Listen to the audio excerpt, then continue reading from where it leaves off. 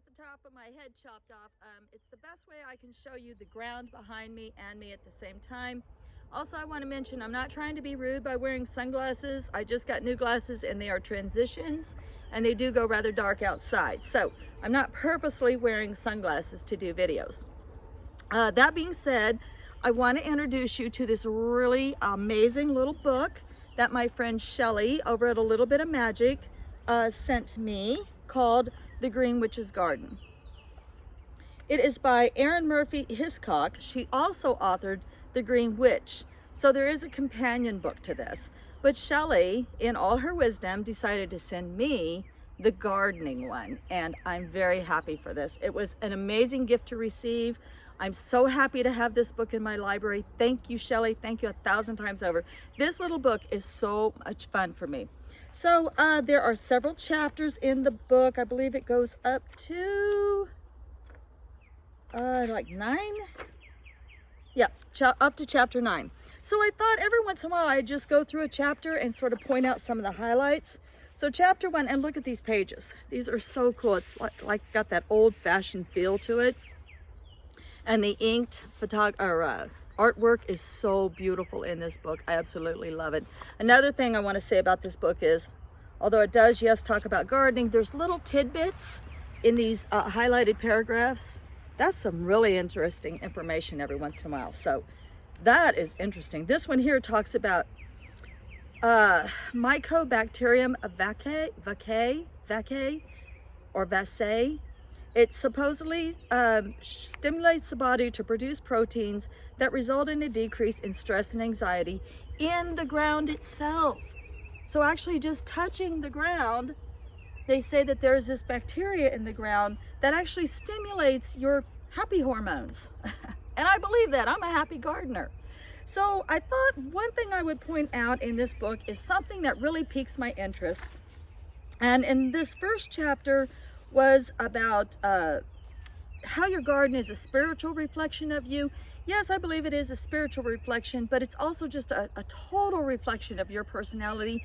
It's also, you garden where you are and where you are able to. Some people can have a windowsill garden, and that's all they have time for. That's all they have the space for. That's all they want and need sometimes. And there's nothing wrong with that either. So a garden is a garden is a garden. Some people just garden succulents. That's all covered in this book too. Whatever you put your hands on in nature as far as gardening, you are a steward of the earth after that point. And so you're doing your little part for Mother Earth, and it's all spiritually connected. So in this first chapter, I want to talk about something I never heard of. Well, first of all, it's working with plant spirits. I never really thought about a plant spirit. I always connect directly with the plant itself. I've never thought about my plant as having a spirit in and of itself. And so I was thinking about what I was going to put out here, and I thought, you know, there is plant spirits. There's plant spirits in gladiolas, as well as there's plant spirits in peonies, rose bushes, whatever it is you're going to put in the ground. There is a certain spirit that surrounds it. There's an aroma, there's a feel to it. It needs a certain amount of space. It needs a certain amount of nutrients. It responds to light differently than other plants. It does absolutely have a spirit. So I thought that was really interesting. It talks about how to connect with your garden before you ever start growing anything. It talks about eco-awareness, regenerative gardening. Now, something I never heard of before is guerrilla gardening. So that was the most interesting to me in this particular first chapter. And I came out here to show you an example. This is a prime example of guerrilla gardening. And what that is any place where you don't really own it and don't have a right to garden, that you just kind of garden it anyway, so to speak. And so it's guerrilla gardening. I thought it was really cool. So this first front part of my property, as you all know, my property is just a mass of trees that we didn't want to go in and just bulldoze down. We wanted to get to feel the land and get to know the layout of the land, and selectively harvest trees as we grow out. And so the only clearing we had when we first moved in was right here in the front of the property. Now, you can't see it from here, but there are huge power lines going right above my head. And so our county has a 25-foot right-of-way. Should they ever need to get in here and do anything, they absolutely have the right to do it, 25 feet back from the road. Well, that leaves 25 feet of cleared land that is just prime for guerrilla gardening. And that's what I'm doing out here. My first year here, the county had extra time, extra funds, extra manpower, whatever, and they mowed here in the late season.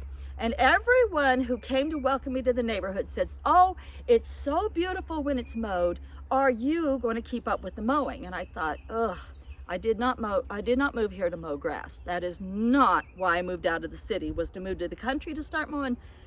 I didn't want to mow half an acre. I certainly don't want to mow 17 acres. Why do I want to set myself up for that? No, I'm not going to mow. We didn't even buy a brush hog for the back of our tractor. That's how much we don't want to mow.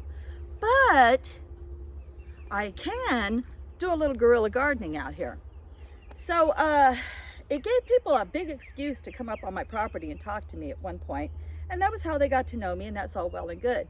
But they also wanted to ask me, was I going to mow? No, I'm not going to mow. To me, this part of it from here to that road is all beautiful, gorgeous wildflowers. I've got echinacea, then I've got the mullein, the mugwort, wild sunflowers, native grasses, and some other plants in there. Lots of echinacea, lots of just natural plants that just naturally grow in this area. Hi, G. And I don't want to lose that. I don't want to lose that. So when we made a path to get into the woods up there, we made sure we left a lot of it just wildflowers. And you all know I love to pick my wildflower bouquets, and I love to watch the butterflies in the summertime and the bees flocking to those flowers. Now over here, on the other hand, I put in my first garden, which I don't know if you can see that or not, sort of where this little bee stand is, if you can see that. And it's got a lot of lavender in it, and that's where I plant my butterfly plants and all of that stuff. But behind me is open ground, and it's prime. So what I did was I had my husband take Timmy the tractor, and he pulled a bunch of the weeds, the grasses out. There's fern, mugwort, and mullein. Now I've saved some of my big mullein, mama mullein plants. I'm never going to let them go, as well as my mugwort. I absolutely love my mugwort. But some of this can be cleared out, and I can put in here what I want to. So I ordered 50 field grade gladiolas, and I have 7 peonies that I'm going to put in here for a big, beautiful, oh, and let's see, 18 lilies. So that's going to be huge. So you're talking about 68 plants plus the 7 peonies. That's a lot of plants, and that's all going in a section right over there. Now, am I going to keep it weeded and all that? Somewhat, you know, not meticulously, but I wanted flowers in here. I wanted something to reflect my personality. And yes, it is absolutely guerrilla gardening. Will I ever lose any? No, they're not going to come up here and just mow down my gardens. I'm not even putting like a container or anything around it. They're not going to do that. They're not going to come up here and mow that. Unless they should absolutely have to. Dig and bury cable lines or anything, but they did that on the other side of our property, so there's already lines under the ground, so I don't know that they would be digging and adding in more lines anywhere.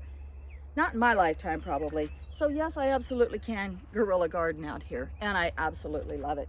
So again, this little book is called The Green Witch's Garden. It is a companion book to The Green Witch. And whether you're Christian or non-Christian or whatever, it's just a fun little book. It talks about connecting with the land and connecting with the elements and connecting with the plant spirits and different forms of gardening, crop covers, things like that. Really connecting with your plants and with nature around you. So for that reason, I highly recommend this book. That's my first chapter. That was the most interesting part to me. Crop covers are also very interesting. But guerrilla gardening was a term I'd never heard of. I did not know that you can order what's called a plant bomb on the internet. Now, I'm not suggesting you run out and go do this, but you can actually order something called a plant bomb, and it's already composted material with seeds in it. You can just kind of toss it somewhere. don't really recommend doing that because I'm somebody who loves native plants and I nurture and promote growing native things in your area, because some plants can be truly aggressive and they'll choke out the natural plants, and you've got to think about the birds and the insects that have to survive on that. So I don't really recommend plant bombs unless a plant bomb is specifically geared for your area and you know that it's not going to be an aggressive plant and it's not going to interfere with the natural way of things. But guerrilla gardening, I thought that was so awesome. Guerrilla gardening, wherever you go, whatever you do, plant a garden. I love that. Be a guerrilla gardener. That's what I'm doing out here, a little guerrilla gardening. So 50 field grade gladiolas, 18 lilies, and then in this area up here closer, 7 peonies. That's pretty, that's a guerrilla garden right there. So, all right, so next time I will do a chapter 2 and highlight some of the most interesting parts of chapter 2 for y'all. Okay, guys, love and light. Happy gardening. Happy guerrilla gardening. Love and light, guys.